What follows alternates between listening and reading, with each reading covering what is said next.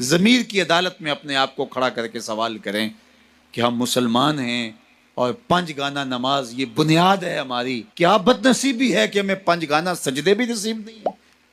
اللہ اکبر. کسی نے کہا تھا کہ میں نہیں پڑھتا نماز، تو میں نے کہا تھا کہ تو کون ہے نہ پڑھنے والا، رب تجھے بلاتا ہی نہیں ہے. اللہ جس سے ناراض ہوتا ہے اس کی بینائی نہیں چھینتا. اللہ جس سے ناراض ہوتا ہے اس کی قوت گویائی ختم نہیں کرتا.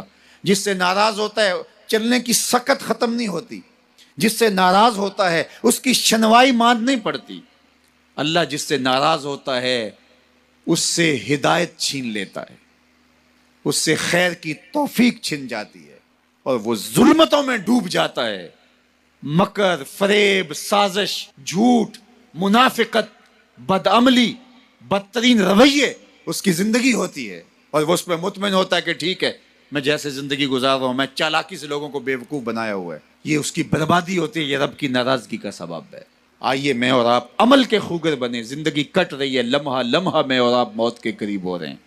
اس سے قبل کہ سانسوں کی لٹکتی ہوئی یہ ڈوری ٹوٹ جائے اور یہ 6 فٹ کا کدے رانا مٹی کا تودا بن کے زمین پہ گر جائے، اس سے قبل مجھے اور آپ کو اپنے عمل، اپنے رویے اور اپنے طرز زندگی پر غور کرنا ہوگا. تو آئیے ہم اپنی زندگی کو نور و نکھت اور روشنیوں سے مالا مال کریں. دنیا آخرت کی بہاریں اللہ ہم سب کی روحوں میں اتار دے. اس لیے اس ذمہ داری کو نبھانے کے لیے پورے گھر کا ماحول جو ہے وہ خوشگوار ہونا چاہیے، اور اس میں 2 بنیادی چیزیں خاص طور پہ قابل ذکر ہیں. ایک نماز کی وقت پہ ادائیگی، اور دوسرا قرآن مجید کی تسلسل کے ساتھ تلاوت. گھر کے ماحول میں اگر یہ 2 چیزیں آپ لے آتے ہیں کہ جو ہی اذان ہو تو تمام افراد خانہ مصلی بچھا لیں اور مصلی بچھا کر کے نمازیں پڑھیں، اور جو مرد حضرات ہیں وہ مسجد کا رخ کریں. اس کا لازمی نتیجہ یہ ہوگا کہ اولاد کی طبع کے اندر صالحیت، پابندی وقت اور نماز کے لیے پابندی ان کی طبیعت میں پیدا ہوگی. اور دوسری چیز قرآن مجید کی تلاوت. اگر دونوں اوقات میں ہو، صبح بھی اور رات کو بھی، تو بہت اچھا. لیکن اگر 2 وقت میں ممکن نہ ہو تو ایک وقت میں صبح کے وقت قرآن مجید کی تلاوت جو ہے یہ معمول ہونا چاہیے. اور یہ جب معمول ہوگا تو پھر ایک پاکیزگی بھی آئے گی ماحول میں. اس کی اپنی ایک برکات ہیں.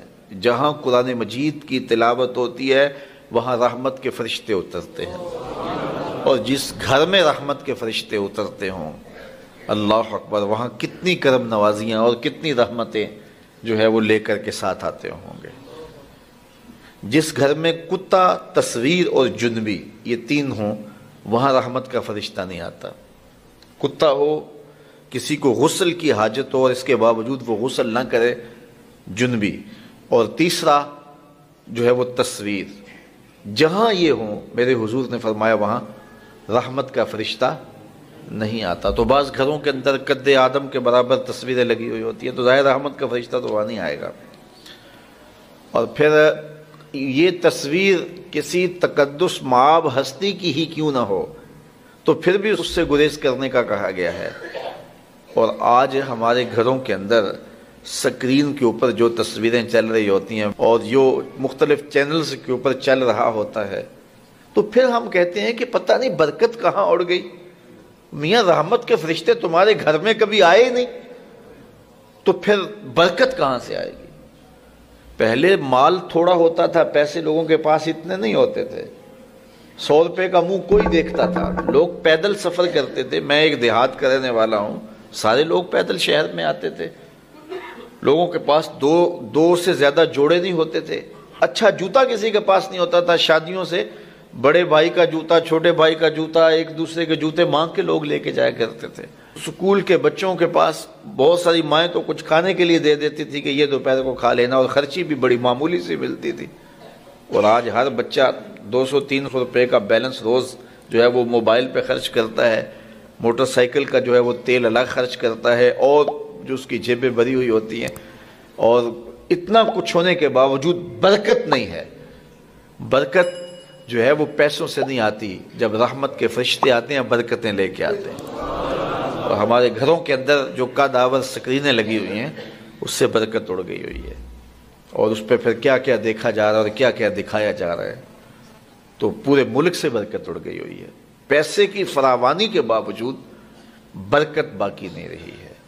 کثرت کچھ چیز نہیں ہے، برکت کچھ چیز ہے۔ تو اللہ سے کثرت کی بجائے برکت مانگو۔ جب برکت مانگو گے تو تھوڑے میں بھی اللہ تمہیں وہ سکون اور طمانینت قلب عطا کر دے گا جو زیادہ والوں کو بھی نصیب نہیں ہوتا۔ تو اصل مقصود تو طمانینت ہے۔